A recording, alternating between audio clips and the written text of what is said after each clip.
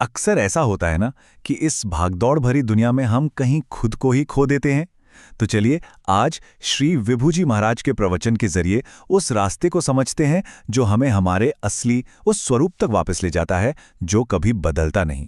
देखिए, इस चर्चा की शुरुआत ही एक बहुत बुनियादी सवाल से होती है।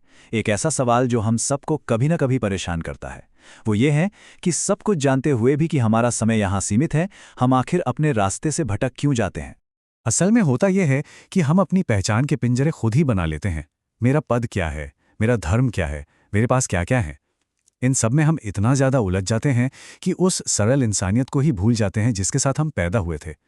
और यहीं से पहली कड़ी जुड़ती है, जीवन का द्वंद्व। इसका मतलब है हर चीज का एक दूसरा पहलू होना जो हमारे अनुभव का एक अटूट हिस्सा है। तो होता क्या है, हमारी पूरी जिंदगी ना इन्हीं दो विपरीत ध्रुवों के बीच झूलती रहती है। कभी फायदा, कभी नुकसान, कभी मिलना, कभी बिछड़ना। लेकिन असली चुनौती ये समझने में है कि ये जो द्वंद्व है ना, ये बस एक तरह का भ्रम है, यही अंतिम सत्य नहीं है। अब इस संघर्ष को समझने के लिए एक बहुत ही सरल और गहरी मिसाल दी गई है, एक चक्की की। संत कबीर ने जीवन की इस सच्चाई को एक चक्की की तरह देखा। उनका कहना था कि जो भी इस दुनिया में आया है वो सुख, दुख और जन्म मृत्यु के दो पार्टों के बीच पिसने के लिए मजबूर है, कोई साबुत नहीं बचता। लेकिन बात यहीं खत्म नहीं होती।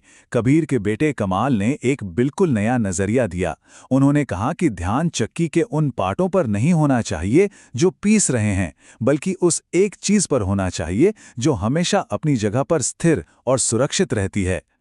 और यही है वो कील, हमारा सच्चा अपरिवर्तनीय स्वरूप। यह हमारे भीतर का वो केंद्र है जो जीवन की हर उथल-पुथल से परे हमेशा शांत और एकदम स्थिर रहता है।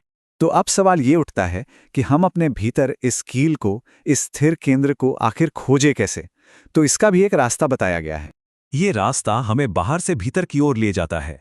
शुरुआत होती है हमारी इंद्रियों से, फिर उससे गहरा है हमारा मन, मन से भी परे है आत्मा, और आत्मा से भी परे है चेतना। ये एक ऐसी यात्रा है जो हमें अपने अस्तित्व के बिल्कुल मूल स्रोत तक ले जाती है।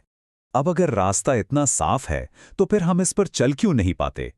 इसका जवाब एक शब्द में छिपा है, मोह। ये मोह का जाल ही सबसे बड़ी बाधा है। इस बात को एक बड़ी ही दिलचस्प कहानी से समझाया गया है। एक भक्त था जो रोज ईश्वर से मुक्ति की प्रार्थना करता था।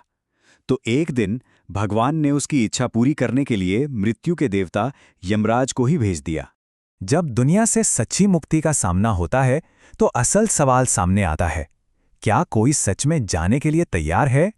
और यहीं पर हमारा सबसे बड़ा विरोधाभास सामने आता है।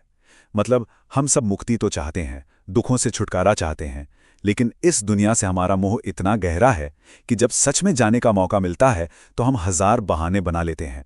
और ये बात हमें अंतिम परम सत्य की ओर ले जाती है, एक ऐसी अवधारणा जो एक व्यक्ति को पूरे ब्रह्मांड से जोड़ती है।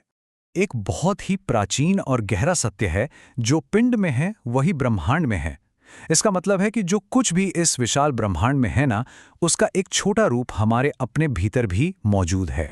इसे ऐसे समझिए, जैसे किसी मीठे व्यंजन का स्वाद जानने के लिए पूरा बर्तन खाने की जरूरत नहीं होती, बस एक चम्मच काफी है।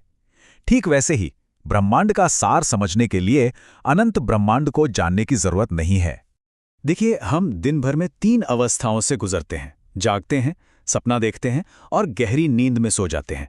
हर अवस्था में हमारी मैं की पहचान या तो बदल जाती है या पूरी तरह खो जाती है। तो अगर ये पहचानें स्थायी नहीं है तो फिर असली सच क्या है? तो फिर वो कौन सी एक चीज है जो इन तीनों अवस्थाओं में लगातार चलती रहती है, जो कभी नहीं रुकती?